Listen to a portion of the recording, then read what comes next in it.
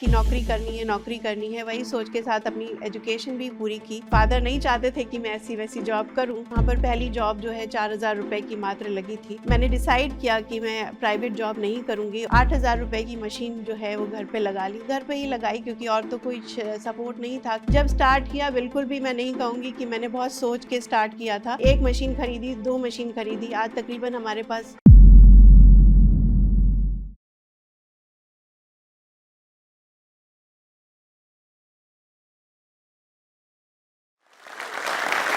मैं आज आपको सुनाने वाली हूँ अपनी कहानी, जो कि एक आम लड़की की है और आज कुछ सालों में समाज के लिए काम करके खास बन गई उन तमाम महिलाओं के लिए जो कुछ करना चाहती थी और अपने पैरों पे खड़ा होना चाहती थी।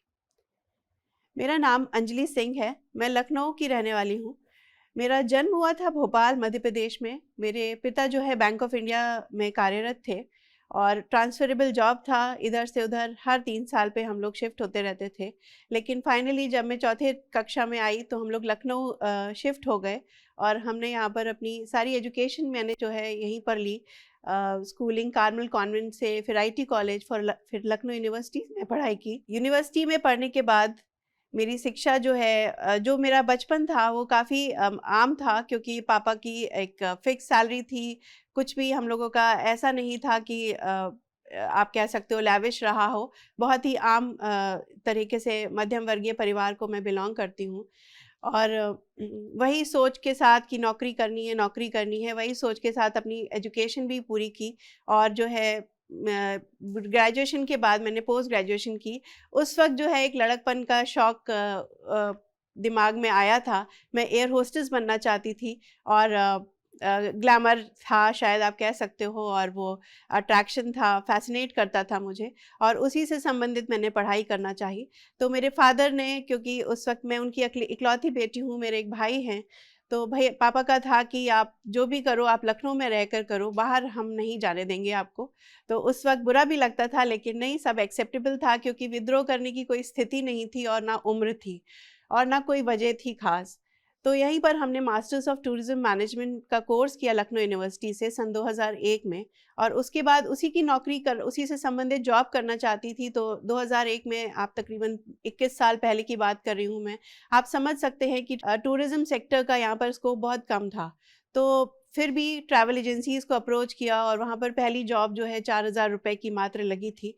और फादर नहीं चाहते थे कि मैं ऐसी वैसी जॉब करूँ और मदर का सपोर्ट था काफ़ी, लेकिन फिर भी मैंने स्टार्ट किया।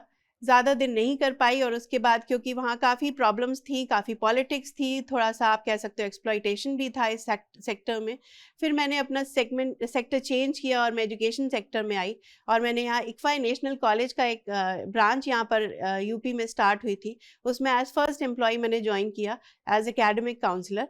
और वही जॉब करते-करते फिर मैं काफ़ी प्रमोट हुई और काफ़ी अच्छा मैंने काम किया। तो मैं मार्केटिंग मैनेजर की उस पोजीशन तक पहुंची। लेकिन कहीं न कहीं बहुत ज़्यादा डिससैटिस्फैक्शन था लाइफ से, क्योंकि शायद एक कुछ कीड़ा आप कह सकते हो बचपन से था। सोशल इंक्लिनेशन बहुत स्ट्रॉन्ग है मेरे अंदर। किसी भी मजबूर को, स्पेशली महिला को और बच्चे को देखती हूँ तो परेशान हो जाती हूँ अगर वो किसी परेशानी में हैं, और उनकी हर हर संभव मदद करने की कोशिश करती थी, चाहे पास में कुछ तब था या नहीं था। तो वही शायद सोच जो है वो एक जो कीड़ा है अंदर का वो बाहर आ गया और मैंने डिसाइड किया कि मैं प्राइवेट जॉब नहीं करूँगी। मैं यहीं पर कुछ करूँगी, लेकिन ऐसा कुछ करूँगी जो शायद मैं सोसाइटी के लिए भी कुछ दे पाऊँ और उन महिलाओं के लिए भी जो भी मेरे रीच में हैं, उनको भी मैं अगर कुछ हेल्प कर सकती हूँ तो मैं करूँगी। तो इसी सोच के साथ मैंने 2009 में एक जूट बैग्स की मशीन लगाई। और बैग इसलिए क्योंकि उस वक़्त बूम स्टार्ट हुआ था कि प्लास्टिक और पॉलीथीन जो है वो बैन होने जा रहा था। हर जगह था कि सरकारी दफ्तरों में, ज़्यादा नहीं था लेकिन हाँ, एक बज़ था कि सरकारी दफ्तरों में और कॉलेजेस में भी जो है प्लास्टिक पॉलीथीन नहीं होनी चाहिए, यूज़ नहीं होनी चाहिए, हमारे क्लाइमेट को वो नुकसान पहुंचा रही है। तो 2 मोटिवेशन लेकर, 2 मिशन लेकर मैंने ये काम स्टार्ट किया। जब स्टार्ट किया, बिल्कुल भी मैं नहीं कहूँगी कि मैंने बहुत सोच के स्टार्ट किया था। ये बाय चांस एक्सीडेंटल एंटरप्रेन्योर हूँ, क्योंकि वो शायद दबी हुई इच्छा बाहर आ गई और एक मशीन से स्टार्ट किया। एक लड़की मेरे साथ आई जिसका नाम शबनम परवीन था, और उसने मेरे साथ ना जानते हुए भी हम लोग अचानक से इतने क्लोज हो गए और हमने आपस में विश्वास करके काम बिजनेस को स्टार्ट करने की सोची और जूट के बैग्स बनाने का निर्माण करने का सोचा। उससे पहले जो है थोड़ा सा बैकग्राउंड ये बता दूं कि जब ये बैग्स का ध्यान कहाँ से आया, तो मेरे फादर ने वॉलेंटरी रिटायरमेंट लिया था अपने बैंक से, और उसके बाद उन्होंने एनजीओ स्टार्ट किया जिसमें उन्हें नेशनल जूट बोर्ड से प्रोजेक्ट मिला जूट बैग्स की ट्रेनिंग देने का महिलाओं को स्वयं सहायता समूह बना के। तो वो महिलाएं जो है एज मैन पावर मेरे पास थी, सामने थी, और वो अक्सर ऑफिस आया करती थी, और वो काफ़ी ग्रामीण परिप्रेक्ष्य से आप कह सकते हो थी, इलिटरेट थी, फाइनेंशियली भी वो ज़्यादा स्ट्रांग नहीं थी। तो वो लोग काम मांगने के लिए अक्सर आया करते थे। तो उन्हीं को मैंने सोचा कि क्यों ना मैं इन्हीं के लिए ये काम करूं, और वहाँ से ये कहानी शुरू हुई। और एक दिन अचानक एक 8,000 रुपए की मशीन जो है वो घर पे लगा ली, घर पे ही लगाई, क्योंकि और तो कोई सपोर्ट नहीं था कि मैं कहीं बाहर जाके कुछ काम करती। और वो मशीन लगाई, और फिर मैंने और शबनम ने ये काम स्टार्ट किया। उसमें हम लोग ने सैंपल्स बनाए, कुछ नियम कायदे, क्योंकि पढ़ाई अच्छी की थी, एमबीए किया था, लखनऊ विश्वविद्यालय की पढ़ाई थी, तो इतना कॉन्फिडेंस था कि हाँ मैं टैकल कर सकती हूँ, और हाँ मैं दुकानदारों के पास नहीं जाऊँगी। तो इन सब हमेशा टॉप मोस्ट लेवल पे ही अप्रोच करेंगे और हम लोग ऑर्डर्स लेकर आएंगे। हम मेक टू ऑर्डर नहीं करेंगे, हम ऑर्डर लेंगे और तब हम बनाएंगे। इस तरीके के कुछ बोल्ड डिसीजंस हमने लिए। महिलाओं को घर से बाहर निकालने में हमें बहुत ज़्यादा प्रॉब्लम हुई, क्योंकि किसी भी महिला के लिए अपने घर का दायरा छोड़कर, चाहे वो कितनी भी मजबूर हो, कितनी भी शोषित हो, उसके लिए अपने घर का दायरा पार करके काम करना और उस चंद पैसे कमाना अपने लिए, वो बहुत एक बोल्ड डिसीजन होता है, मुश्किल डिसीजन होता है। तो उसके लिए काफ़ी हम लोगों को मेहनत करनी पड़ी, गांव-गांव, घर-घर जाके उनके सास ससुर, उनके हस्बैंड्स को कन्विंस करना पड़ा कि आप आइए, हमारे यहाँ सेफ है और हम लोग ऐसा कुछ नहीं करेंगे। शुरू में बहुत ज़्यादा दिक्कत आई, क्योंकि हम नए थे और हमें कोई जानता भी नहीं था कि ये क्या, और ना कोई समझना चाहता था कि ये लड़की जो है ये क्या करना चाहती है, इसके उद्देश्य क्या है, बैक ऑफ द माइंड ये उनके भले के लिए आगे आई है। तो यही सोच लेकर जब धीरे धीरे कारवां बढ़ता गया, एक महिला से दूसरी महिला जब देखा कि हाँ वो अच्छा काम कर रही है, पैसे कमा रहे हैं, खुश हो रहे हैं, अपने परिवार चला रहे हैं, अपने बच्चों के बारे में सोच रहे हैं, तो ये काम जो है, ये ऑर्गेनाइजेशन जो है जिसका नाम है जूट फॉर लाइफ, ये एक सोशल ऑर्गेनाइजेशन से एक सोशल एंटरप्राइज बन गई, जहाँ पे हर उस महिला के लिए दरवाज़ा खुला हुआ था जो कुछ काम करना चाहती है, अपने पैरों पे खड़ी होना चाहती है और ज़रूरतमंद है। एक बहुत बड़ा चैलेंज था जब ये काम शुरू किया। ये जो रॉ मटेरियल है ये लोकली अवेलेबल नहीं था, ये कैलकाटा और वेस्ट बंगाल में ही अवेलेबल होता है, बांग्लादेश से इम्पोर्ट हो सकता था। लेकिन उस चैलेंज को भी लिया और अपनी काबिलियत के बल पे बिना कैलकाटा जाए, और हमने वहाँ सिर्फ फ़ोन पे ही सप्लायर से बात की और उनको कन्विंस करके, पहले जो है इतना बैकअप सपोर्ट नहीं था, कोई फाइनेंशियल सपोर्ट नहीं था, ना बैंक से कुछ लोन वगैरह मिला था। तो शुरुआत में काफ़ी प्रॉब्लम आई, जो अपनी सेविंग्स थी उसी का इस्तेमाल करना था, उसी से सैलरी देनी थी, कच्चा माल खरीदना था। तो पहले जो है सिर्फ कन्विंस करके, नंबर 2 तरीके से आप कह सकते हो कि वहाँ से हम 1 रोल और 2 रोल मंगाते थे, ट्रांसपोर्ट से और ट्रक से और बस के ऊपर रख कर आता था और कानपुर आता था, और हम यहाँ से कानपुर जाते थे और उसको अपनी गाड़ी में, मारुति 800 हुआ करती थी उस वक्त हमारे पास, तो उसको हम यहाँ लोकली लेकर आते थे। तो इस तरीके की मेहनत की, जो माल बनता था उसको हम ट्रांसपोर्ट नगर तक डिलीवर करने जाते थे। तो काफ़ी चैलेंजेस फेस किए, ऑफिसेस को, मार्केट को ढूंढना, किसी क्लाइंट को कन्विंस करना, वो बहुत बड़ा चैलेंजिंग जॉब था।